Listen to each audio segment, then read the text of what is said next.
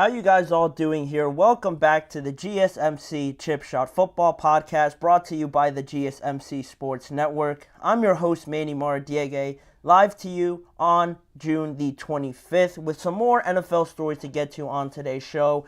There's some pretty interesting ones, a lot of discussion ones that I wanted to bring up on today's show. We're going to start off with talking some more about the Brandon Aiyuk situation. He had a meeting with the San Francisco 49ers yesterday, so we're going to talk about how that went and what are my overall feelings around what that meeting could mean going forward. Then some rumors coming out of Dallas. Mike McCarthy apparently starting to get a little bit fed up with Jerry Jones and undermining him a little bit here with the lack of activity that we've seen out of the Cowboys. So I'm going to talk about that and when we could potentially see a tipping point with all the tension starting to boil over. Then we're going to get into some more off-season gradings, this time in the NFC East, with a lot more on this show as well. So as a final reminder, before I start off, if you have any questions or comments you want to make, use the tip and donations link, gsmcpodcast.net. By using that tip and donations link, I'm able to see your question or comment, and that way I can acknowledge it, we can talk about it, and take the conversation in a different direction possibly. It's a massive help for this show and also the network, so if you would, please use the tip and donations link you see on your screen, gsmcpodcast.net. In saying that, we can jump right into the first topic with Brandon Aiyuk and the San Francisco 49ers now getting another meeting underway. It's just really the latest chapter in this saga that has been going on. I feel like I've talked about almost every single instance or every single action that has gone on with this. You know, there was first the cryptic Instagram tweets by Brandon Aiyuk. Then you had the 49ers rebutting any sort of indication that they wanted to trade Brandon. Then you had the trade rumors around the draft when the 49ers pondered around it. There were some rumors that the Steelers were involved. The Broncos were looking at a trade. The Jacksonville Jaguars also were thrown around. That was all surrounding the NFL draft. But again, obviously nothing happened since then. Then most recently, what I think is one of the most interesting ones and the most entertaining ones, honestly, with the FaceTime call you saw on social media. Brandon Aiyuk FaceTiming Jaden Daniels, Jaden asking him, what's up, what's going on, and Brandon basically saying that they don't want me here anymore. It almost seemed like, it seemed like a joke, honestly, the way he was saying it, but Jaden asked him, are you for real? Is that, what's really going on? And Brandon Aiyuk said he swears that it is, and I don't know, you can take it however you want. I thought it's pretty, not intimate, but it was pretty real the way it just sort of panned out. And of course you could have taken it as a joke like most people probably did, but I just think that's another sign that just piles onto the reasons that we believe that Brandon Aiyuk, or at least I believe that this could be gearing towards an end real soon here. And that's where we get to now with this new meeting between Brandon Aiyuk and the 49ers. Aiyuk has been holding out this offseason, obviously, in search for a new big contract in the wide receiver market. All the indications seem to be that Aiyuk wants a deal closer to what Amon-Ra St. Brown got, around $29 to $30 million. But the 49ers, according to other sources, are pretty set on $27 to $26 million per year as a salary. I haven't seen any updates since then about them trying to boost it up a little bit more. That's the last number I saw, so obviously that's a little bit too low for Brandon Aiyuk to accept. And what was interesting about this is that Adam Schefter of ESPN was on the Pat McAfee show a few days ago, I want to say, and he brought up the topic of this contract negotiation, and he said that with Brandon Aiyuk and the 49ers, there was a time where they were getting close to agreeing on a deal, but then once Justin Jefferson got a deal and some of these other receivers got a deal, the talks sort of stalled a little bit, and Brandon sort of backtracked a little, and now is looking for a lot bigger contract and a lot bigger salary than originally what was planned out with the 49ers. And you can't really blame him if those sources do end up being accurate, because again, he feels that he has done enough to earn that, and the way it is going up, the way the wide receiver market is just shooting up more and more, it seems, with some other guys still coming, down the pipe, waiting for extensions. It is smart by Brandon Aiyuk to look out for himself. You can't blame him, like I mentioned, but that's what sort of happens, when you wait a little bit too long. If you're the 49ers, they could have done it maybe before Christian McCaffrey or before Juwan Jennings, or some of these other deals they could have got done, but they decided to wait a little bit longer. It didn't get done in the end, and now they're left trying to pay more, and they're not really too adamant about doing that right now, it seems. What's even more interesting now, on ESPN's NFL Live yesterday, ESPN's Ryan Clark revealed that Aiyuk actually had a meeting with the 49ers yesterday in which he wanted to set up himself. He requested to have this sit down with the team, with their personnel. I imagine John Lynch, Kyle Shanahan were there, and they talked it out. It seemed pretty serious, like a once and for all sort of meeting, a final meeting. I'm sure the negotiations were going on with Aiyuk and his agent up until now, communicating some things to Aiyuk, but now Aiyuk sort of, at least what I'm understanding from this report from Ryan Clark, is that he decided to just come into the building or wherever they had the meeting and have a final sit down with the team and tell them, this is what I want, face to face. If they reject him or they tell him that, he might not be in the right ballpark for what they want in a potential salary for him, they're going to sort it out. They're going to settle it face to face one last time. And that's sort of where the question pops up. Is this the last chance for the 49ers and Aiyuk to finally settle something out? Well, the meeting happened yesterday, so I assume something came out of that. There has been some other Instagram posts and comments by Brandon Aiyuk, and I haven't paid too much attention to them. I've seen them, but I'm going to wait until we finally get some more answers, some more reports, some more breaking news around this topic to sort of make a final, decision on what this could happen. I already kind of have an idea that I don't think this is going to get settled. I've been saying that over the last few weeks now with this whole contract situation. And more on what Ryan Clark said and the specifics of how this all went down is he said, and Brandon Aiyuk told us that he wanted to set up the meeting himself, and when he was sitting with the pivot, he said that he's taking these negotiations personal, that the way that they have negotiated with him, that the way they have told him why he's worth what he's worth, that has touched him. And he also said that Aiyuk wants to be in San Francisco, but he is comfortable playing somewhere else. A bit of interesting points to take away from that. The fact that he's taken the negotiations personal sort of shows why he wants to come in now, has requested this meeting, and wants to do it face-to-face, which is why I think this is like a final meeting, a final sit down with the team and get everything out of the way face-to-face. No middleman to sort of relay the messages. You go in there and you tell them what you want, and if you can't settle anything, then you shake each other's hands and you move on, and that's that. We're going to just have to wait and see what comes out of this meeting, but also, another point that I thought was interesting is that the fact that he said he's comfortable playing somewhere else and that he wants to stay in San Fran, but it seems like the most important thing is getting the compensation he feels that he has earned up until this point. It is hard to argue with him from that standpoint.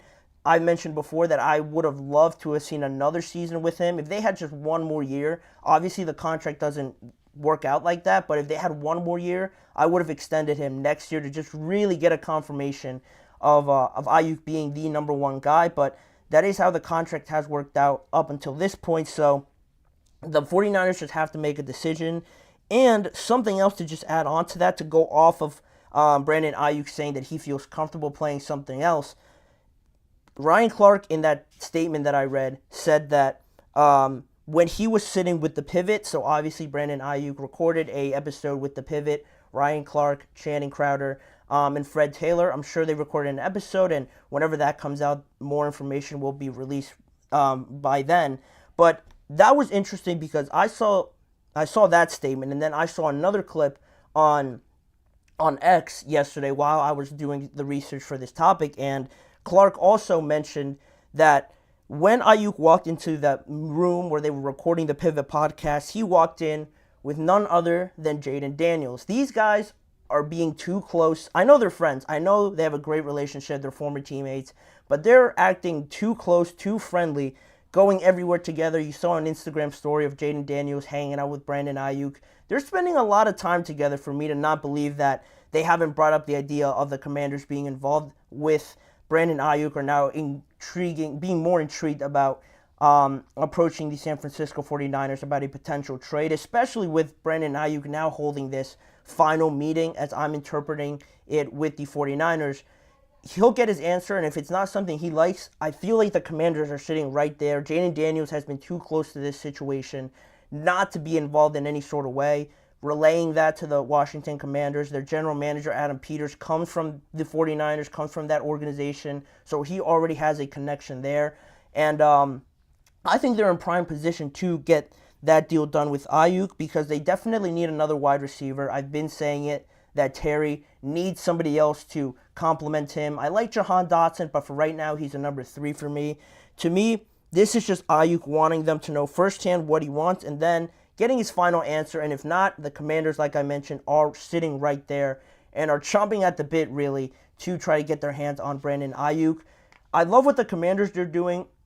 Does Jaden Daniels have this much influence already? That's a different topic. Maybe he does. Maybe he just is testing out the waters because he wants to have as much success as possible. And Brandon Aiyuk is a friend. There's nothing wrong with hanging out with him. But again, it just lines up too good to be true. It's too coincidental at this point where now Aiyuk's having these final meetings. Jaden Daniels is going everywhere with him. I think it's a little bit suspect. And like I mentioned, I don't think this deal is going to get done. And I feel like Brandon Aiyuk now is a main target for the Washington Commanders. Before training camp, I think something will get done, and I wouldn't be surprised if it is to the Washington Commanders at the end of the day. But that's where it all stands. The final meeting happened yesterday. We're going to just have to wait and see what happens after that. But keep an eye on the Washington Commanders. I'm telling you, if he doesn't sign with the 49ers, I can almost guarantee he's going to the Washington Commanders just because of those relationships. Let me know what you guys think about that.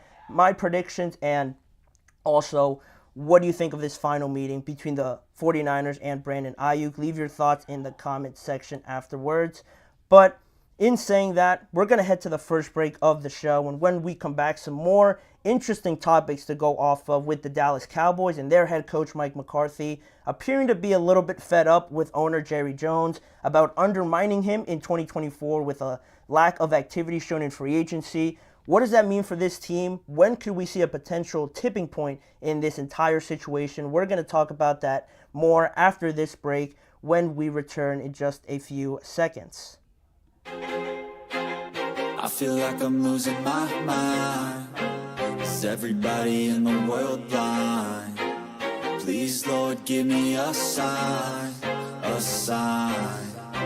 I feel like I'm losing my mind. Is everybody in the world blind? Please, Lord, give me a sign, a sign. I wanna be the greatest. Everybody on the fake shit. I look around and feel like everybody is the fakest. I make this every day and I'm impatient, hoping one day I blow up from the basement. Statement, the top is so vacant. I don't hear shit that I think is amazing. Waiting for my day when I'm playing sold out shows with 1,000 faces. Hey, give me that crown, get in my way and to be put down. It ain't your place, all this my town. If I want that shit, then I'll get it right now.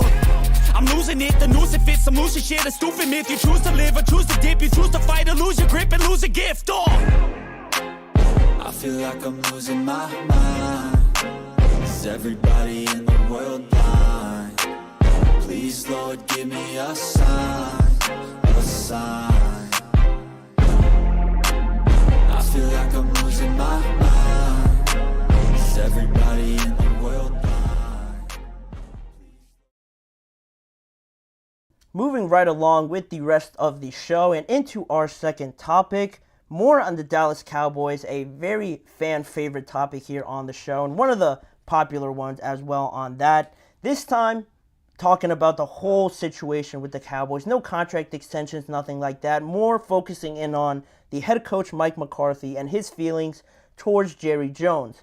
We're heading into a period now in training camp where you'd like to have most of your team complete. You'd like to have a good idea of who you can count on, who potentially is coming in, what new players you have to get integrated into the system. But with the Dallas Cowboys, not really much of that. No real players coming in.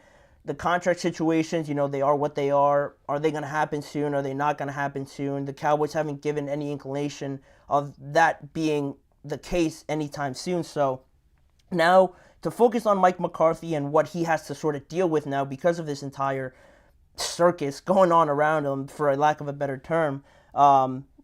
Big picture, this is Mike McCarthy's last year of his deal with the Dallas Cowboys, and after last year's playoff loss to the 49ers, to the Green Bay Packers at home, I personally thought he was going to get fired. It was too much of the same thing, too many playoff failures, too much of the Cowboys having a great regular season and then just not getting the job done. I probably would have fired him just to get a reaction out of this team, but Dallas made it pretty evident very quickly that they were going to keep him. They clarified that right after the loss. It wasn't too long after that Jones said that they were going to keep him. And now you're starting to get a little bit of more of these rumblings that some people believe that he's entering this year as a lame duck head coach. Why is that the case? Why do people feel like that? Because of that lack of action that I mentioned before, the lack of signings, the lack of getting all your business handled with the contract negotiations, maybe making some trades. They lost a lot of people, and they didn't really, again, replace all the pieces that they lost in Tyron Smith, in Tyler Biotic, in Dorrance Armstrong. All these guys that were pretty much starters for them, they, one, didn't replace them, and also they have these the three main pieces of their team in CeeDee, Dak, and Micah. While Micah's contract negotiations aren't really up, CeeDee and Dak are the ones that are on an expiring deal, and you really haven't seen anything, any more updates on that point. And Mike McCarthy is now dealing with a lot of uncertainty with this roster, not really giving him a lot of opportunity to succeed in his final year, almost just sentencing him to a bad year, getting criticized all over every week in and week out because the Cowboys are just, in my opinion, not built enough to try and get another run at this season for another run at the NFC Championship. But because of the lack of action, because of this, it's not really sitting too well, according to reports with Mike McCarthy. And also with all the departures as well, you're left with this roster where it's a lot of uncertainty at this point, and that's the last thing you want when you're on an expiring deal. You want to prove yourself ideally, right? If you're Mike McCarthy, they're giving you another shot. Maybe in reality, potentially in his inner thoughts, he could have been thinking, yeah, maybe they're going to fire me, but he's given this second chance. He wants to go out there and prove himself, and the team's just not doing anything to really help him out. So leaving him out dry, in a sense, in another way of saying it. And now you get these other sort of rumblings from Tyler Dunn of the Go Long column, when he said he spoke with a couple of Cowboys sources who addressed Mike McCarthy's approach heading into 2024. And one of the comments from one of these sources on Mike McCarthy's contract, like I just mentioned, was at least give him a 1-year extension. You may not have to give him another 5 years, but at least extend them out 1 year and extend all the other coaches 1 year to give them a level of security.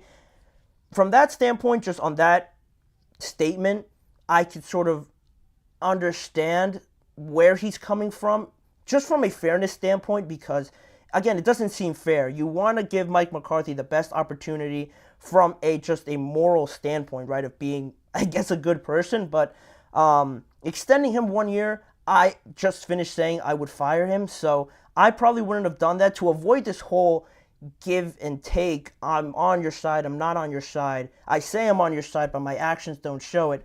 I would have just fired him.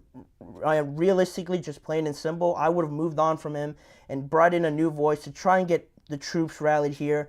With Mike McCarthy staying in, again, not to say that he's incapable completely of changing the situation, but at the same time, how much more can you really change with the same players hearing the same message? And then Dan Quinn also moved on. He is the head coach now of the Washington Commanders. That defense is going to look different. You bring in a new voice, but is it going to be enough time to change everything and make it look good, again, on Mike McCarthy's final year?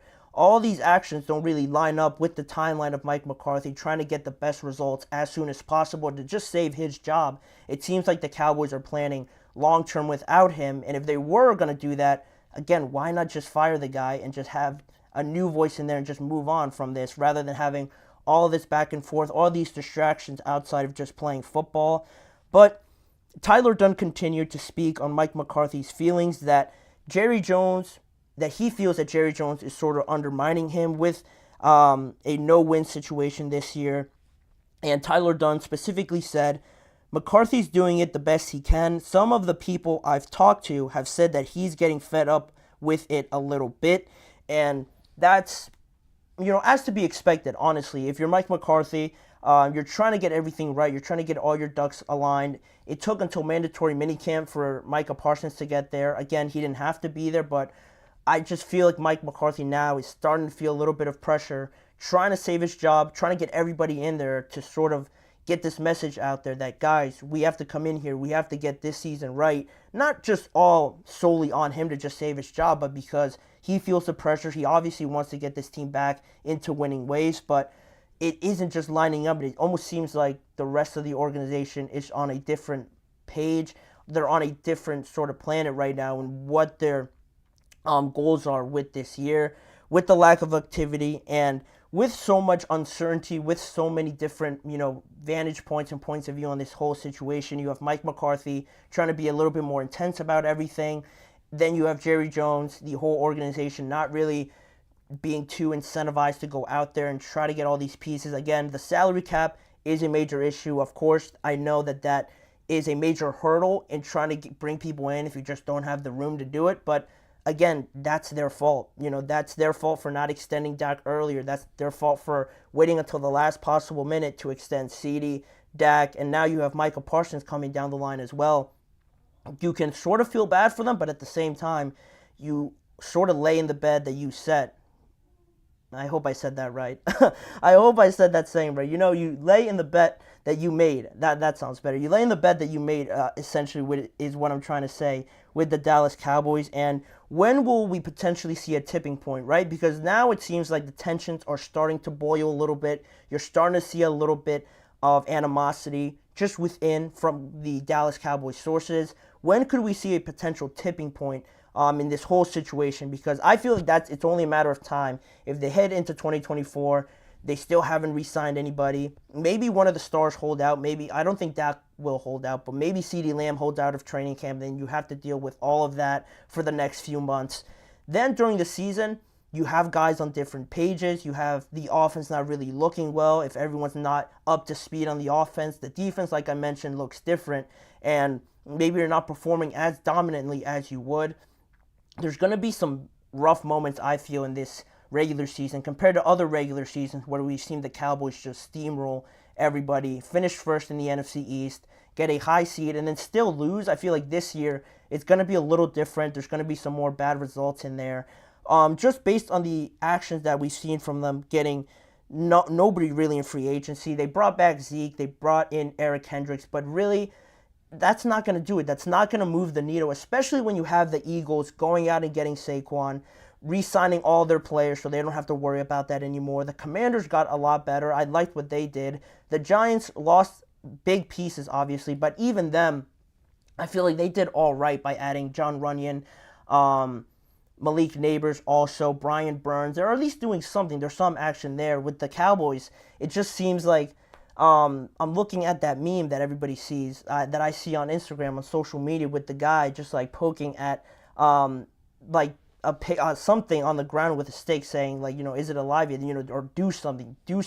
That we're waiting for the Cowboys to finally make a move or show some action, but they're not doing it, and that can seem frustrating. I can imagine only with Mike McCarthy coming down to the wire, trying to succeed in his final season, but not getting anything, no response from the Dallas Cowboys, and it does seem unfair. It does seem just not an ideal situation for all aspects of it. Mike McCarthy, the Cowboys, and not only that, you could just sense that there are big changes coming after this season. Nothing is lining up as it should with a functional, well-executed team up until this point, and if no extensions get done, it'll be a huge distraction, like I mentioned, and it'll also just be a much bigger deal because this is the Dallas Cowboys we're talking about. Everything is blown out of proportion. All the cameras are always on them.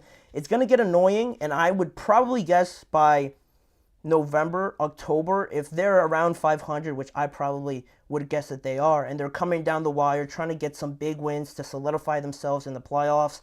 If that doesn't go well, and they perform badly towards the end of the season, that's when we're going to see some pretty blunt responses, and then after that, it's going to get to a point where I feel like nobody will really care to say how they're truly feeling, and then it just really becomes a whole mess from that point on. I can already predict it, but again, hopefully it doesn't turn out as bad as I'm maybe making it seem, but I just don't like the way that this is all turning out for the Cowboys because they've been right there, and it almost just seems like they're overly confident that they're always going to be there, they're always going to be around the rim, they're always going to be successful, where they've not really shown the actions to show that consistency over and over again. They've just been stuck in the same place, and now they could have a chance to potentially take a massive step backwards by trying to find a new head coach, maybe a new quarterback, and trying to replace a lot of pieces on this team. So a massive season coming up for the Cowboys. A lot riding on the plate of Jerry Jones, Mike McCarthy, and just the entire Dallas team. Like always, but I feel like this one has a lot more riding on it than usual. Let me know what you guys think about the Cowboys. What is the situation going to look like if you're a Dallas Cowboys fan? How are you feeling about your team heading into 2024? But speaking of the Dallas Cowboys, we're not going to go too far. Talking about Dallas, talking about some of these other teams, we're going to go to a quick break, and when we return, some more offseason grades, staying in the NFC East, and talking about all 4 teams and how they've done in the offseason up until this point. Now starting to pick it up a little bit heading into training camp. So don't go anywhere. You're listening to the GSMC Chip Shot Football Podcast. Looking for your daily fix of sports talk without having to pay for it? GSMC Sports Network is available on YouTube. Just search GSMC Sports Network. Get your fix of daily sports talk shows on YouTube, absolutely free. NFL, college football, NBA, MLB, MMA, UFC, fantasy football, and so much more. GSMC Sports Network has shows running all day long, with new sports shows starting every 2 hours. Just like on your favorite cable sports channel, except GSMC Sports Network is absolutely free. Just search GSMC Sports Network on YouTube to catch one of your new favorite shows, like the GSMC College Football Podcast, Chip Shot Football Podcast, Hoops and Heels Women's Sports Podcast, GSMC Basketball Podcast, and so many more. Check it out for yourself. GSMC Sports Network, now available on YouTube absolutely free. Search GSMC Sports Network on YouTube right now.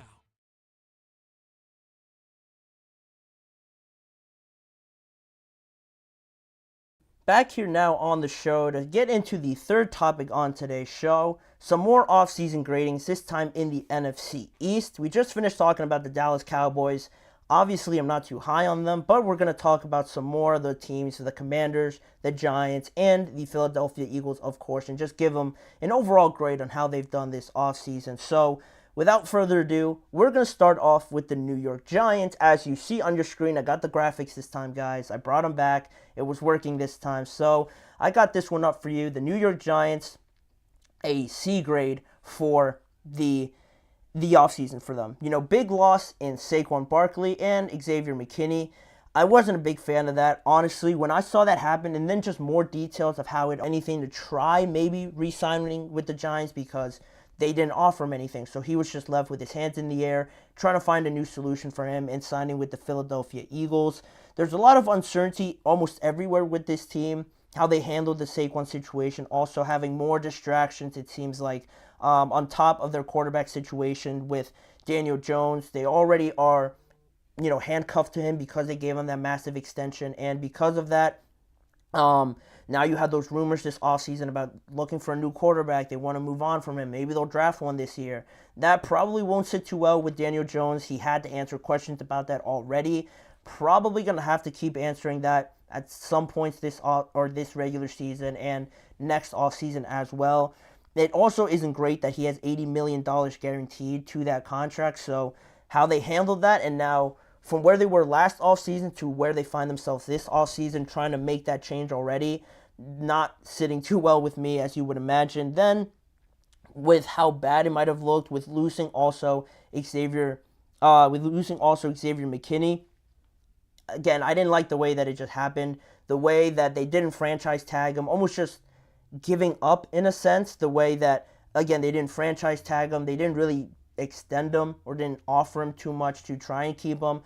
Not something I could have just sided with and just really been on the same side of it. So that didn't sit too well with me, but it wasn't all bad for them. I'm giving them a rough time, but they did do some things that I liked by signing John Runyon, signing Jermaine Illuminor to their offensive line. And after that, they traded for Brian Burns to add to that defensive line with Kayvon Thibodeau, Dexter Lawrence. The defensive line is looking all right. The defense is definitely looking a bit more secure. There's a lot more security with them, I feel like, instead of the offense because of Daniel Jones and his health. I think Malik Neighbors is going to be a stud, but again, the quarterback situation, how the offensive line develops, who's going to be the running back. I know Devin Singletary is there, but what sort of production are you going to get out of him? And who else is going to step up instead of Malik Neighbors? I think the Giants really didn't do too much, and the losses that they had this offseason outweigh the gains, the additions that they brought in. So for me, they get a C grade in my grading system for this offseason. But with that being said, we're going to move on to the next team, the Philadelphia Eagles. Addressed almost everything this offseason. They addressed everything, and they get a letter A grade for me. A letter A grade because I found it hard to pick out anything that they almost did wrong that I didn't really do right. You know, you look over some of the things that they got done this offseason. They brought in 2 new coordinators in Vic Fangio and Kellen Moore. More experience there, more success out of those 2 guys compared to Brian Johnson and Sean Desai last year. So that should immediately make both sides of the ball a lot more reliable, I would use as the word. They also lost DeAndre Swift, but obviously they brought in Saquon Barkley to replace him, already upgrading there, as if they needed Saquon, really, honestly, talking honestly. Did they really need Saquon on this team? They went out and signed him, sticking it to the face of the New York Giants, just making it even sweeter for them. So that was a great power move. I love it. I love that they did that. I love the pettiness from it. But then, talking about their own, chores that they had to get done with their own players. They extended Jordan Mailata. They extended Landon Dickerson, extended A.J. Brown, extended Devontae Smith, all being there for the next 5 years, aligning with the contracts of Saquon, with Jalen Hurts. Their core players, their game changers are all under contract for the foreseeable future. So they have all of that wiped off of their slate. They don't have to worry about it anymore. And in free agency, they brought in some good players that I really liked in Devin White, addressing a major hole that they had at linebacker, C.J. Gardner-Johnson to line him up alongside Reed Blankenship, another great player that they had in 2022 when they made the Super Bowl. He went on to the Detroit Lions, but luckily for them, they brought him back, which is going to be a major help for them. They also, in free agency, I guess would be my only real doubt about the Eagles, they essentially let go of Hassan Reddick and brought in Bryce Huff the other way from the New York Jets. Hassan Reddick went to the Jets. So it was almost like a trade, but technically they signed him and released those 2 players. So with Huff, I'm not really too sure how much he can contribute right away. Compared to Hassan Reddick, it gives me a little bit of doubt there. So that's really the only thing. And then when you talk about the NFL draft also, adding Quinyon Mitchell, how he fell to them is remarkable, that they scooped him up in the first round, and also drafting Cooper DeJean to help out that secondary. And even later on in the draft, I like that they brought in Will Shipley, the running back, and also the linebacker Jeremiah Trotter for the personal reason that his dad played there, and also that I thought he was going to be a great player coming out of the draft there. So it's hard to pick out something that they did completely wrong. They addressed everything, and now they have a lot of pressure on them because they did everything right. They have the roster now. How are they going to plan out and execute in 2024? They've given themselves a good chance of doing it, but we just have to see how that all lays out. But getting into the next team, the third team on my list, the Washington Commanders, a B+ this offseason for a lot of changes that they made, not just on the roster and the personnel level, but the owner, Josh Harris, coming in, a new head coach, a new offensive coordinator. I think Jack Del Rio is also new. I could be wrong, but I think he might have been there last year. But regardless of that, a lot of changes from top to bottom throughout that whole organization. They brought in a whole new group of players, a whole new identity, some new ideas to try and finally flip this organization and finally get some success out of them, because I really like Dan Quinn coming in here. He has been overdue to get another head coaching job opportunity, and now he gets it with the Commanders, and he's going to have to play the Dallas Cowboys, but I think he's done a great job so far of bringing in the players that he would want. Also with Cliff Kingsbury, a good offensive mind, having success with Kyler Murray in Arizona. Now I think we'll have similar success with a similar skill set in Jaden Daniels, and along those lines, drafting Jaden Daniels, while he might have been a no-brainer, you would be surprised how many teams screw up one of those early picks. You've seen it before with number 1 overall draft pick busts and number 2 picks that didn't really pan out. You see it all the time, more often than you would really know, honestly. But Jaden Daniels was a great pick for them. A guy that can be the face of your franchise going forward, have so much success with this team. I love that they drafted him. And on the free agent side of things, they added so many players that just really reinvigorates this team and their identity, with bringing in Dorrance Armstrong on the defensive side of the ball, Tyler Biotic, Nick Allegretti, Frankie Louvu, Bobby Wagner, Austin Eckler, Jeremy Chin, all these guys that might not pop out right away, but they're solid pieces that you always would love to have on this team. Bobby Wagner might be a little bit on the older side for some people. Some may believe that can he really make that big of an impact? This is one of the greatest linebackers we've seen in recent memory in the last decade. So I think he still has something in the tank, at least to bring from a leadership standpoint. Frankie Louvu is another one. That's a great piece to have in there. Austin Eckler, while he might have a different image about him, a different role, he will still contribute to this team because they need dynamic playmakers like him in any aspect that they could get them. So that's great for them. On the negative side a little bit, where I felt they could have done more, bringing in somebody to replace Kendall Fuller a little bit, not adding another defensive back could come back to bite them. And also, like I mentioned, not adding another wide receiver to complement Brandon Aiyuk.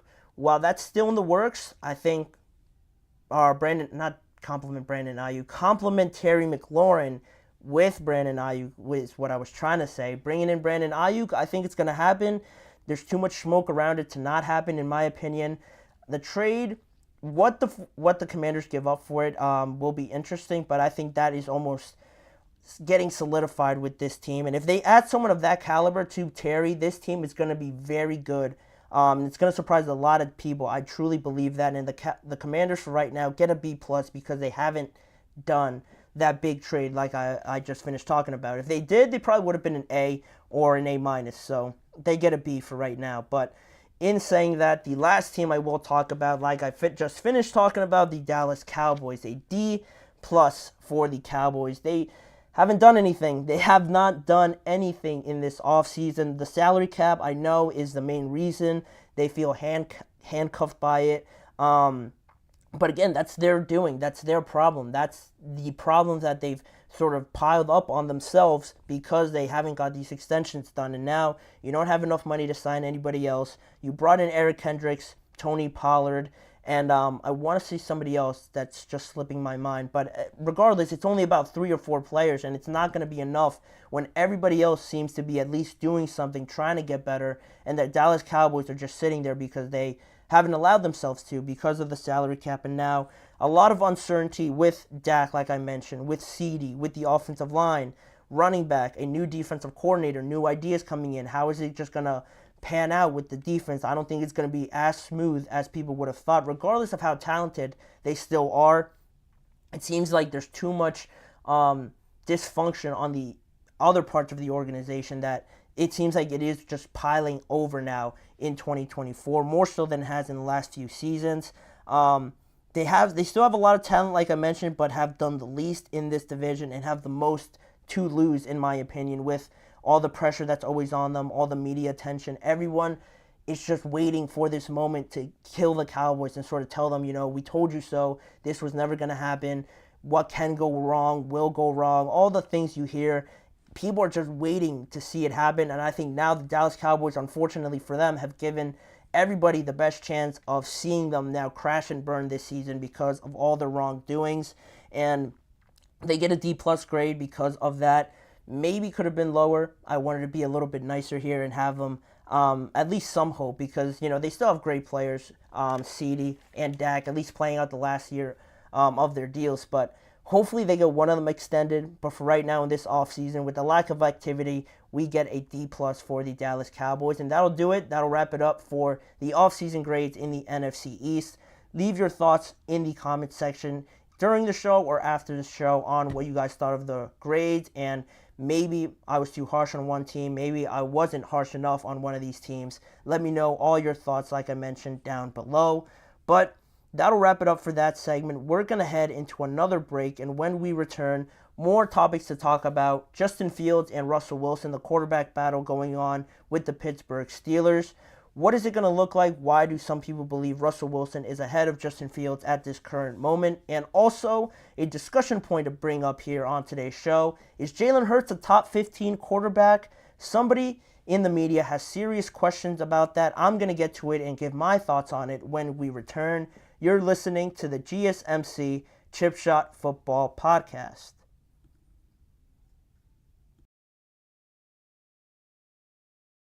For the best and latest podcasts available anywhere, go to the podcast app on your cell phone and type in GSMC to access free content-rich podcasts on health and wellness, book reviews, sports, entertainment, relationships, social media, movies, technology, finance, and even weird news. Subscribe and download the GSMC Podcast Network's family of shows, available everywhere podcasts are found.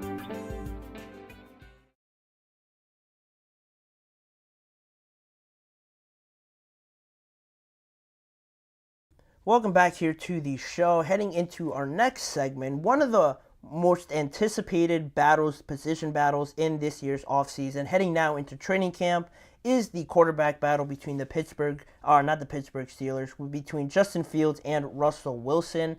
Up until this point, it seems like everyone around the Steelers, all the sources, see Russell Wilson, why he is in the prime position to be the starter. And speaking of some of those sources, Steelers reporter Mike McCarthy of The Athletic recently spoke on 93.7 The Fan, the Pittsburgh sports radio station, and he sort of explained how he saw it from his point of view, being boots on the ground, just getting some other reports from other people around him, why he sees Justin Fields at this point still trailing behind Russell Wilson so far from what he has seen and what he has heard so far through OTAs and in mandatory minicamp. One of the things he brought up was he said he could make some crazy throws, talking about Justin Fields, where you're like, wow, that's impressive. Then all of a sudden you see one, he overshoots it by 30 yards or underthrows it. You're like, what's going on here? Points out to the athleticism being very impressive, but the mechanics, the little things, the nuances, the footwork of being a quarterback, going through your progressions, all of that is still in the works for Justin Fields, and you would imagine that's the case. He is younger. I want to see he's about 25, 26, maybe max years old, so not really fully developed up until this point. He's still working through some of those things out, but athletically, you can see why there is that draw, why there are the oohs and ahs when Justin Fields escapes the pocket. Maybe he takes off for a 20-yard run. Maybe he makes a great throw on the run. Those things seem to be a little bit more developed for Justin Fields, but the more boring things, the fundamentals of it still need their work, where Russell Wilson has a lot more years of experience perfecting those sort of things up until this point. But another Steelers reporter, Ray Fittipaldo, a beat reporter for the Pittsburgh Steelers, said that fans shouldn't make too big of a deal right now that Fields is having some accuracy issues. It isn't ideal, obviously, with seeing some of the bad things, the negative things from OTAs, but I'm sure there's been a ton of positives. And again, we're only still in the period where it is in shorts and t-shirts. Nothing too serious. Once you get into training camp, which is why I'm anticipating it a lot more, being a Steelers fan, seeing them actually play out some of these game-like situations in pads and getting a little bit more contact out there, that's really where we're going to see some more development, a clearer picture around this quarterback battle. I would probably agree that Russell Wilson should be in the pole position right now because he is more experienced. He just has more years on Justin Fields, and he's been in a lot better situations than Justin Fields. Obviously, winning a Super Bowl, having the success he did in Seattle, and while he might not be coming off of the best situation with the Denver Broncos, he had a better season last year, not only than Justin Fields statistically, but better than all the quarterbacks that the Pittsburgh Steelers had combined. So it doesn't really surprise me up until this point, but this next point that Mark Kaboly added on makes me ponder about this whole situation long term about the Steelers quarterbacks because, before I mentioned that, Ray Fittipaldo brought up some more points around Justin Fields entering a new team, obviously a new offensive coordinator, a new quarterback coach. It is likely that, in his words, that Pittsburgh is tinkering with his game a little bit right now, not truly ready for July just yet. They are messing around with it, getting him to try different things and trying to fine-tune those little nuances, the footwork, the hitch he has, the drop back, and all those little things. They're fine-tuning that right now, and Pittsburgh has an opportunity now to try and work that out right now while he's still young, while he's still on a one-year contract for potentially the long term, which brings me to my next point that Mark Kaboly added on to his previous statement where he said, it's just going to take time to coach him up and get him more comfortable with the mechanics for the whole thing. That's what this offseason's for. That's what this training camp is for. That's what this preseason's for, is to see if he can switch things around, be more consistent, then he could easily be the franchise quarterback here. That really sat with me because I feel like most people think that this is a one-year deal. The Pittsburgh Steelers are going to try them out, and if it doesn't work out, they don't really lose anything. But for some reason, in some quotes that I see from Mark Kaboly, from other sources around it, reporting on this situation, reporting on this quarterback battle, it seems like more people are talking about the Steelers are working with Justin Fields, working to develop him, working to work out his mechanics, fixing some little things about his game, almost like they have a long-term plan already set for him, but he's still on that one-year deal, and people are bringing up these questions like, are we going to see enough Justin Fields for the Pittsburgh Steelers to re-sign him? I think with what we're hearing from some of these reporters, from some of the sources close to the Pittsburgh Steelers, not that the decision is made already, but it seems like it is heading towards a place where the Steelers would want to keep him, more so, dare I say, more so than Russell Wilson right now, because they're really investing a lot of time to develop him, make him the best he can be, and ideally, I am assuming the way that this all planned out in the Steelers' head, you heard it from their general manager, Omar Khan, that he himself didn't even expect to have this level of talent in the quarterback room, and the fact that they do, now I'm sure they're giddy about it, they're very excited about it, but I think it comes to a point where the Steelers have been down this road of trying to find a new quarterback, drafting one, Kenny Pickett, obviously that didn't work out, trying out Mason Rudolph, signing another one in Mitchell Trubisky. All of those have catastrophically failed in the last few seasons, and now they have a good chance here with Justin Fields, a first-round, very talented, very physically gifted quarterback that they've never really had a build like this before. They've never had this type of quarterback so athletic, being able to run, use his legs. At least in recent years, it has been more of a stationary quarterback. And Justin Fields is still in a very raw phase where he still needs to work out all these little things. But it seems, compared to how people talk about Russell Wilson, that it seems like this year is Russell Wilson's year. You know, almost that bridge quarterback like you typically see. And they're going to really work with Justin Fields to figure out his mechanics, all the little things to when he does play. Maybe he gets thrown out there at some point this season. That's still a possibility. But it seems like they're really planning for the future with him. And it almost pans the question and puts the question out there, you know, of how confident are any of you guys that this is a long-term situation with Justin Fields. You know, it goes beyond just this season because he is on that fifth-year deal. Russell Wilson is only signed for 1 year. Both essentially just rentals, but you can't play both of them, right? If you have two quarterbacks, you really don't have a quarterback at all if you're indecisive on who really is the number one guy. It seems to me, the way that Mark Kaboly is panning it out, the way some of these other sources are panning it out, that Justin Fields really has the Steelers thinking about making him the long-term guy past this year. Maybe he won't see the field too often, ideally, because that's what they brought Russell Wilson in for, obviously, to carry them, be an instant switch, an instant solution right here, right now in this year, because they have a very talented roster. You ride out Russell Wilson as far as you can, as successful as you can, hopefully, and then maybe for salary cap reasons, for other reasons on top of that, you don't bring him back, and by that point, Justin Fields, you feel confident enough in him that you're going to re-sign him, that you're going to have him on your team long-term, because I don't think the Steelers want to go down that path again in trying to find another quarterback. I think they have something very special here with Justin Fields. I might be overhyped about it. I might be too optimistic about Justin Fields in some of your guys' mind, but it just seems like a very ideal situation, too good to be true for the Steelers to not take advantage of this and ride it out. Maybe they only give him a 3-year deal. It doesn't have to be a 4 or 5-year deal. And on top of that, it's most likely going to be cheaper because Justin Fields doesn't really have too much leverage to ask for. Forget what all these other quarterbacks are making. Probably not to ask for too much more than 30 or around that sort of price tag for another contract, for a 3-year deal or something like that. So that is why I feel like the Steelers are looking at this situation sort of differently. And it doesn't come to the fact that, oh, Justin Fields is so far behind Russell Wilson up until this point. I think it is that way on purpose because the Steelers are planning long-term for Justin Fields to be their number one quarterback eventually, not so much this year, but in 2 years, 3 years from now.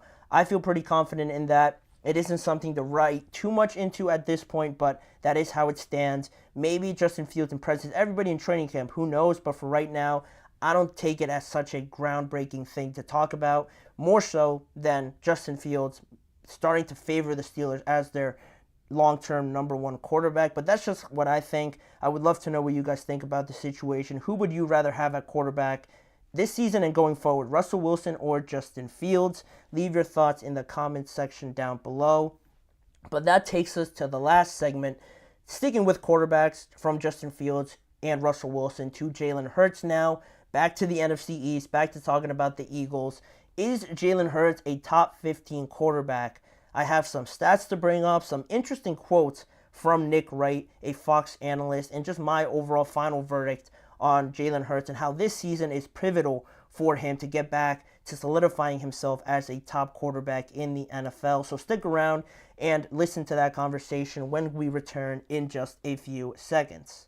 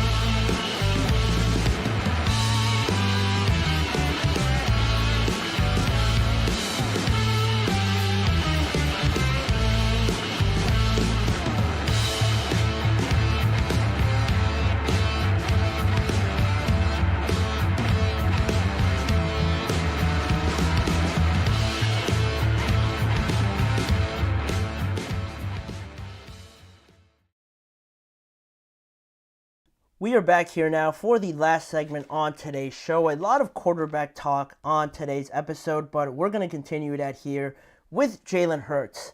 Is Jalen a top 15 quarterback in the NFL right now, currently as we stand?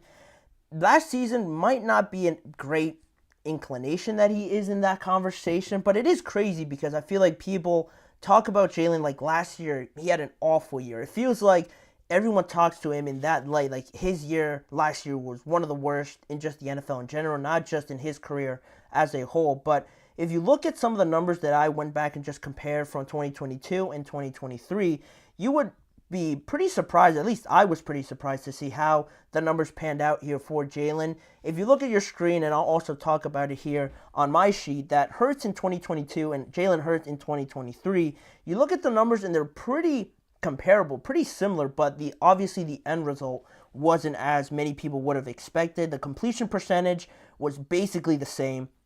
The yards in 2022, he had 3,701 passing yards and 760 rushing yards. One of the best years he has had overall, obviously in 2022 when they made the Super Bowl. Great numbers there. Then in 2023, he had more passing yards at 3,858, but the rushing numbers went down a little bit, only at 605, but we're talking about running back 2, running back 3 sort of numbers with that amount of yards. Getting that from your quarterback on top of having a great rushing game, they're not really that bad if you're just looking at it and comparing it in that way.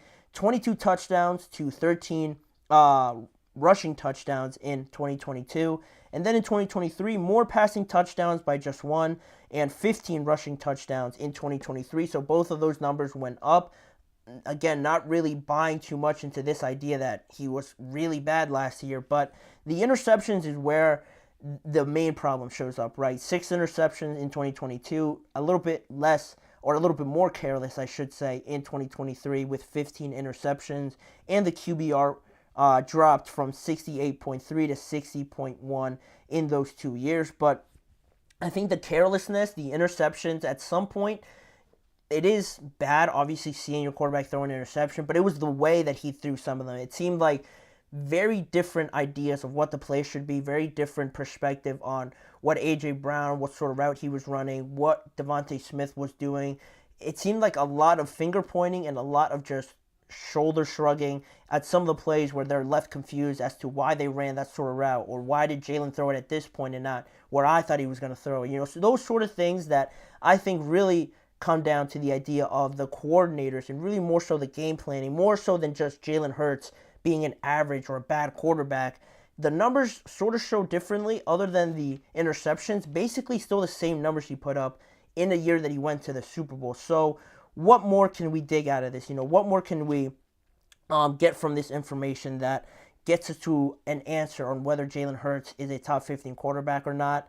Most people, like me, believe this year is a big year for Jalen Hurts. I feel like after he had last year and how people talk about it compared to 2022, this year just becomes that much more significant for him. There's been a little bit more doubt creeping in from all people in what, especially with more talent on this offensive now, more pressure added on because you don't really have too many excuses to point to, oh, the receivers aren't good enough, the running back isn't good enough. Now you have better offensive coordinator and a better defensive coordinator coming in as well. So again, where are people going to look towards if nothing is really going as it should? It's going to be mainly Jalen Hurts on the player side, and I think Nick Sirianni, but that's a different conversation. Howard Eskin, a Philadelphia sports anchor and a radio personality for Philadelphia as well, shared a similar thought when he said he needs to have a good year or they're going to Carson Wentz him. He's got to have a good year and he can't make excuses. Just go out there and be the best player you can be. And similarly to that sentiment, I share or I side more with that statement from Howard Eskin. I can see that one being a little bit more accurate than the quote from Nick Wright, a Fox analyst and a personality on First Things First, when he said, I actually have the quote that I will pull up for you guys to see. There it is. Nick Wright on Fox is First Things First. He said, I do think it's a legitimate conversation of, do we know Jalen Hurts is good? Are we certain Jalen Hurts is a top 15 quarterback in the league? There's only 32, so are we certain he's better than the average league starter? Which the sentiment, the statement just from that itself is crazy to me, is nuts. The disrespect shown to Jalen Hurts after last year, where it's not like the Eagles missed the playoffs, or it's not like they went like 9-8 or 8-10 or something like that. They were, for the most part, they were 12-1 at one point, I think, if I'm not mistaken.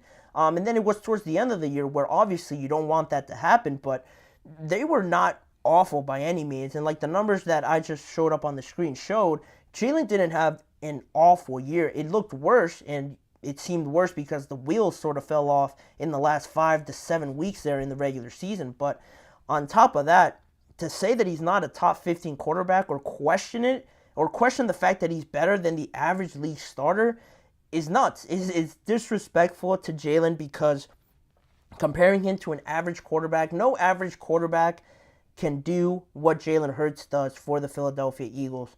Everybody thinks the tush push and those sort of things that they have Jalen Hurts do are super easy. Everybody could do that. Oh, you're only getting pushed 1 yard. That's a free touchdown every time. No, everybody could do that. Not everybody can do that. We saw Patrick Mahomes do it one time and his knee bent back the other way. Not every quarterback can do it. And Patrick Mahomes is a very athletic guy, a very good quarterback, the best quarterback probably, arguably ever. And some of the quarterbacks aren't just built to do that over and over and over again. He fits this team very well, ideally, perfectly, you can even say, and no average quarterback can bring you the rushing numbers that Jalen can, the threat in the backfield now with Saquon Barkley and that offensive line. And in the Super Bowl, he had arguably a top 3, top 2 performance in terms of stats. I don't have the stats pulled up, but you guys can go look at those stats that he had in the Super Bowl, going toe-to-toe with Patrick Mahomes, battling it out. And if it wasn't for that one fumble, they had a great shot to win. They still had a great shot to win, but it didn't turn out in the end. And to me, the idea of questioning Is he top 15? He's definitely top 15. He's probably top 12, maybe top 10. There's a lot of good quarterbacks, but Jalen is not outside of the top 15. There's no chance that's true. But to me, the idea where everyone's getting these doubts from, maybe overestimating it, is the fact that the offensive coordinator changes so much from Sean Steichen to Brian Johnson and now again to Kellen Moore. And that's really where it stems for me with Jalen Hurts not having a steady knowledge of the same system year in and year out. He's had to change twice already, and that, no matter how good you are as a quarterback or who you are as a quarterback, learning a whole new offensive playbook takes some time. You're going to have some hiccups down the road, and that's part in what we see from Jalen Hurts, but also not to shield him from any blame. He does still have a lot of pressure on him now, like I mentioned, more than ever because of this team being so stacked, having nowhere else to look outside of him, because he has been there since this whole thing really started with Nick Sirianni. Both of them essentially came in at the same time, and they've been there the longest compared to Saquon, AJ, and Devontae Smith. So the looks and the blame are going to go right to them. And again, you have no excuses. I share the same sentiment as Howard Eskin from that point, but to go as far and say that he's not a top 15 quarterback, I think that's crazy. The offensive coordinator changes have definitely hindered him a little bit, but I think he's done a great job of learning it on the fly and having the level of success that he's had with the roster that he has. You know, he can't control that. In general, just speaking here to close out this segment, if Howie Roseman is one of the best executives of all time, and they do a great job of bringing in good people, Jalen's not going to say no to that, obviously. He's going to bring them in, have a great roster, and just be successful with them as anybody else would. You know, that's just out of his control. And to sort of relinquish these talks and get everybody to stop doubting him so much, I think this year, with all the pieces in place now, ideally he has to be somewhere in the conversation of an MVP. He is that talented, I believe. He has the skill set to be in those conversations. Ideally, he has to be in the MVP talks, and to really do a good job, he has to bring this Philadelphia Eagles team to at least the NFC Championship game. I'm not holding any punches. I think at least the NFC Championship game for this team as a whole. And if you get to the Super Bowl again, nobody's going to be surprised because of this roster. They have to be very successful, Jalen on a personal level and as a team, to really silence the naysayers and get everybody to stop questioning you being better than an average quarterback. That's crazy. He is definitely better than that. I think the Eagles will have a bounce-back year this year. I'm excited to see it with so many good players on this team, but let me know what you guys think. Please don't tell me any of you guys think Jalen is not a top 15 quarterback, but leave your guys' thoughts in the comments section down below. But with saying that, that'll wrap it up for today's show. I want to thank you guys for tuning in and remind you guys to please like, follow, and subscribe to the GSMC Chip Shot Football Podcast presented by the GSMC Sports Network. Make sure to also follow us on all forms of social media, Facebook, Instagram, X, and TikTok as well. If you want to see more of this show, check out the GSMC Sports Network channel and the GSMC Podcast Network channel for more forms of the content around the NFL coming to you guys on both of those channels. And as a final reminder, tune in every weekday at 6:30 p.m. Eastern Time for more football discussions and NFL conversations with me, Manny Maradiaga, as your host. Thanking you guys for joining me. I'll see you guys back here again with me tomorrow.